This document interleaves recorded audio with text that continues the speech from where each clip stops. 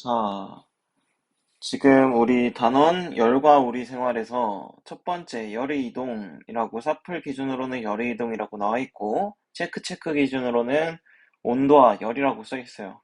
어떤 교재를 보든 무관합니다. 처음에 온도가 나왔어. 온도. 온도가 뭘까? 차갑고 뜨거운 정도를 숫자로 나타낸 거야. 수치로 나타낸 것이 온도야. 우리 차갑고 따뜻한 정도를 우리는 어떻게 알지? 열, 열을 통해서 알죠? 열이라는 게 우리 얼마만큼 있냐 이거를 온도로 나타낸 거야. 온도에서는 단위가 뭐 있었죠? 섭씨도 그리고 켈빈이 있었어. 섭씨도는 0도에서 100도까지 정해놓고 어는 점, 끓는 점을 0도, 100도라고 해놓고 100등분을 시켰어요.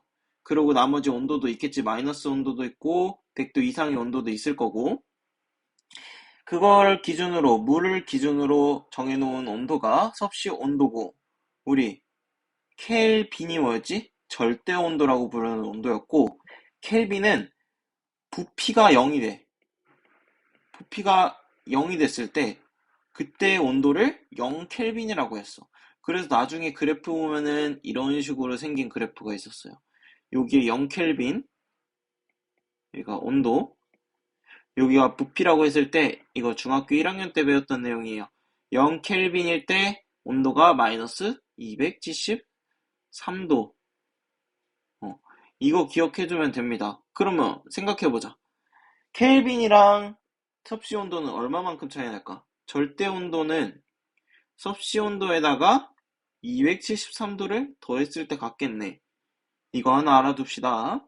그리고 그 밑에 온도와 입자의 운동 생각합시다. 어떤 물체를 구성하고 있는 입자들이 각각이 있어. 얘네들이 제자리에서 막 진동을 해요. 처음에.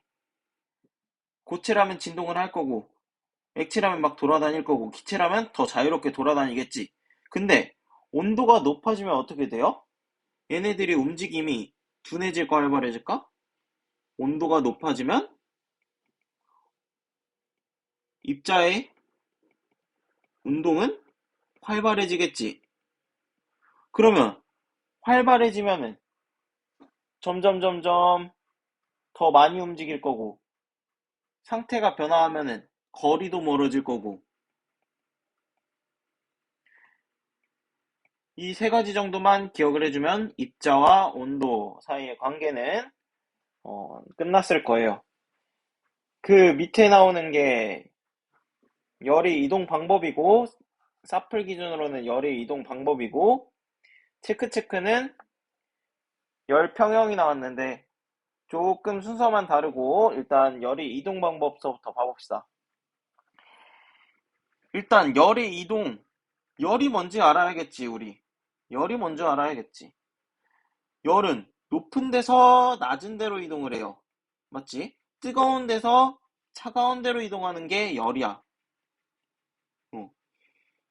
이 열은 하나의 에너지 단위입니다. 에너지입니다. 에너지. 온도가 높은 데서 온도가 낮은 데로 이동하는 에너지를 얘기해. 맞지? 얘네 양을 우리는 열량이라고 부를 것이고, 단위는 칼로리, 또 키로, 칼로리 같은 것들이 있겠지. 그런 것들이 있을 거고, 열의 이동 방법은 뭐 있을까요? 우리 배웠던 거, 전도, 대류, 복사가 있어. 이게 각각이 의미하는 게 무엇인지 알아두어야 돼요. 전도는 말 그대로 선생님 맨날 붙어있다 그랬고 서로 충돌하면서 이런 얘기 했었는데 쉽게 말하면 서로 이웃한 입자들 사이에서 진동이 이웃한 입자로 전달이 되면서 직접적으로 충돌이 전달이 되면서 열이 이동하는 방법이야. 여기서 중요한 말 있죠? 이웃한 입자들이 연속적인 충돌에 의해서 열이 이동한다. 그리고 대류는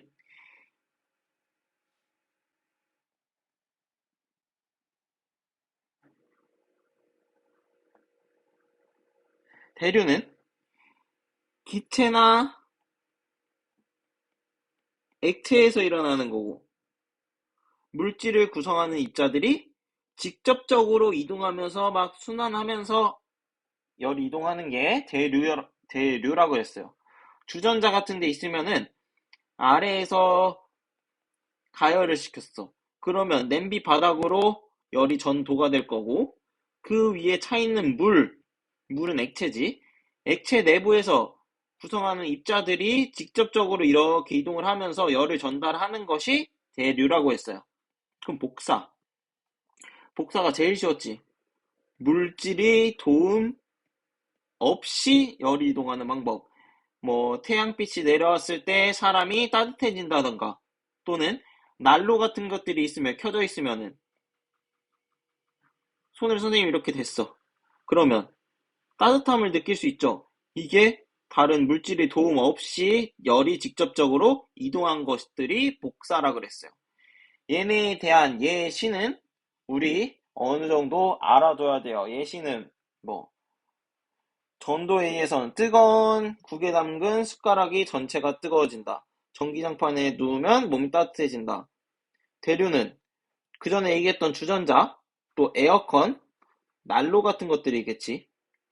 에어컨 같은 경우에는 위에다가 설치해서 방안이 점점 시원해지는 거, 전체가 시원해지는 거. 난로는 따뜻하니까 점점 열이 이동을 하면서 점점 따뜻해지는 거. 그런 것들이 대류가 있었을 거고, 복사는 그 전에 얘기했듯이 태양, 그리고 난로, 그리고 햇빛이 드는 곳, 요 정도가 있어요. 이게 만약에 예시를 주어줬으면은 이게 전도인지 대류인지 복사인지 우리가 분류할 줄 알아야 돼. 이런 걸 가지고 분류하는 문제로 한 문제 정도 또 나올 수 있어요. 이 정도 기억하면 일단 온도와 열의 이동 방법은 끝났어요. 그 다음 나오는 게 열의 이동 관련해서 좀 써있겠지. 그 전에 얘기했듯이 대류가 뭐라 그랬었지? 기체나 액체에서 물체를 구성하는 입자가 직접적으로 이동하면서 열을 전달하는 방법이 대류라 그랬어요. 그러면은 에어컨을 우리 위에다가 설치하고 난로를 보통 밑에다가 설치해. 그 이유가 뭘까? 차가운 공기는 밑으로 내려가고 따뜻한 공기는 위로 올라가려는 성질이 있어. 그렇기 때문에 대류가 잘 일어날 수 있도록 우리는 그렇게 설치를 해줘야 냉난방 기구가 효율적인 사용이 일어날 수 있다. 보면은 대류가 잘 일어날 수 있도록 냉방기는 위쪽에, 난방기는 아래쪽에 설치한다. 이렇게 돼 있죠. 방금 전에 했던 내용이 이 내용일 거고, 그 다음 나오는 게 단열. 선생님이 얘기했었지. 단열에서 단은 끊는다 라는 뜻이고, 열은 열자 써서 끊을 딴 열자 써서 열을 끊어버린다. 열의 이동을 막는다 라고 했어요. 열이 이동하지 않도록 하기 위해서, 열이 이동을 막기 위해서 어떻게 해야 될까? 열의 이동 방법이 뭐 있었지? 전도, 대류, 복사 같은 것들이 있었어. 전도, 대류, 복사 모두를 막아야 열이 잘 전달이 안 되겠지. 열의 이동이 잘 안 일어나겠지. 그래서 선생님이 예시를 들어준 게, 이것들을 다 합쳐서 얘기를 해준 게 이중창, 그리고 또 나오는 게 보온병.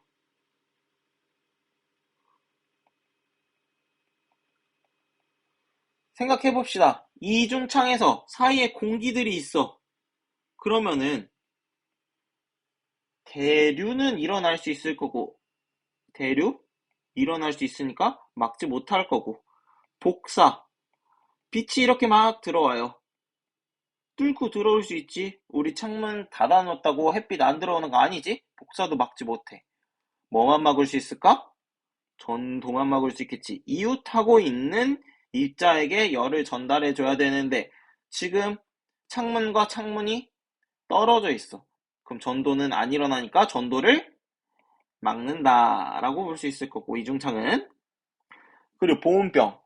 보온병은 두 가지가 있었지. 처음에 진공, 이중벽 사이에 진공, 그리고 은도금 또는 반사판이라고 부르는 게 있었어요. 반짝반짝 빛나는 거, 겉에 있는 거. 반사판은 뭐를 막을 수 있을까?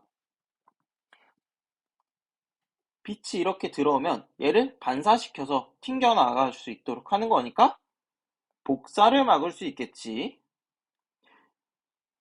전도 못 막을 거고, 대류는 기체나 액체라 그랬어. 해당이 없는 내용일 거고, 그 다음에 진공 봐봅시다. 진공은 뭐를 막을 수 있을까?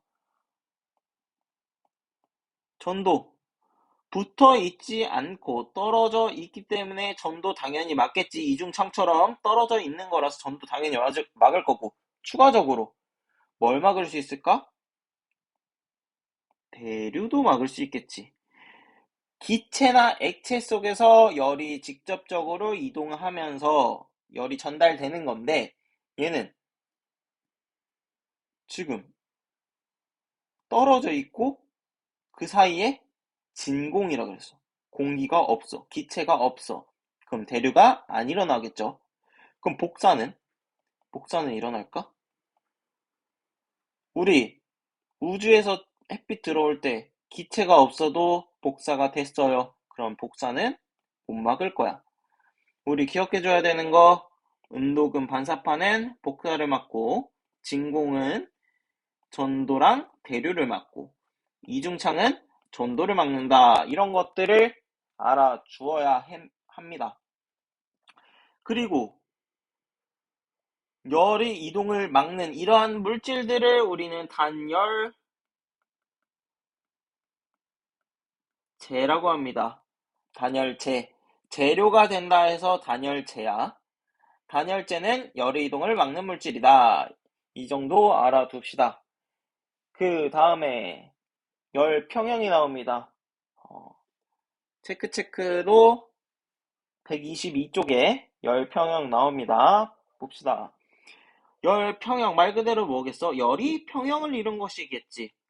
열평형은 접촉한 두 물체 사이의 온도가 같아진 상태를 얘기해요. 그 말이 무슨 말이겠어? 온도가 다른 두 물체를 접촉을 시킨 거야. 그랬더니 시간이 지나니까 온도가 같아졌다라는 말이지. 뜨거운 물체가 있으면 차가운 물체랑 접촉을 하겠지. 그럼 차가운 물체는 뜨거운 물체로부터 열을 얻어서 올라갈 거고, 뜨거운 물체는 점점 식어서 온도가 같아지겠지. 이때 온도가 같아진 이 상태를 우리는 열평형 상태라고 한 거야. 온도가 높은 물질에서 온도가 낮은 물질로 열이 이동하는 거 맞죠? 그러면 온도가 높은 물체는 열을 잃었으니까 당연히 입자 운동도 둔해질 거고 온도도 낮아지겠지. 온도가 낮은 건 거꾸로 열을 얻었으니까 입자 운동이 활발해질 거고, 그러면은 온도는 높아질 수밖에 없겠지. 이때 중요한 거 하나 나와요. 여기 온도가 높은 물체는 잃은 열량, 온도가 낮은 물체가 얻은 열량이 항상 같은 거야. 질량이 어떻게 되든 간에 이 물체가 잃어버린 양이 있으면 이 물체한테 다 주었다는 얘기예요. 온도가 높은 물체가 잃은 열량은 온도가 낮은 물체가 얻은 열량이랑 같겠지. 항상 성립하는 겁니다. 이거 하나 알아둬야 돼요. 이거 되게 중요한 내용이에요. 그리고 여기서 하나 더 자주 나오는 거 뭐가 있을까? 만약에 온도가 높은 물체랑 온도가 낮은 물체가 1kg, 1kg 있어. 선생님, 뜨거운 물 1kg, 차가운 물 1kg을 갖다 뒀어. 그랬을 때 한 절반쯤에서 이렇게 온도가 같아지겠지? 열평형 온도가 절반쯤이 되겠지? 만약에 근데 뜨거운 물이 2kg이 되고 3kg이 되고 더 많아져. 그러면은 차가운 물보다 많아지면 뜨거운 물은 천천히 식을 테니까 이게 천천히 식었으면 더 위에서 생기겠지, 열평형 온도가. 차가운 물은 온도가 급격하게 변할 테니까 열평형 온도가 이거보다 높아지겠지, 원래보다 높아졌겠지. 양이 많은 쪽으로 열평형 온도가 이동을 하겠지. 이거 하나 또 기억합시다. 이거 가지고 많이 나와요. 이거 가지고 첫 번째 문제 낼 수 있고, 두 번째 문제. 열평형 온도가 항상 뜨거운 물, 차가운 물, 이 사이의 온도를 갖겠지. 이거보다 더 뜨거워지거나 이거보다 더 차가워질 수는 없어요. 생각해보자. 80도 물과 20도 물을 같이 넣었어. 근데 100도가 나올 수 있나? 그거 안 된다는 말이에요. 그게 두 번째 문제로 자주 나오는 문제니까 이것까지 기억을 합시다.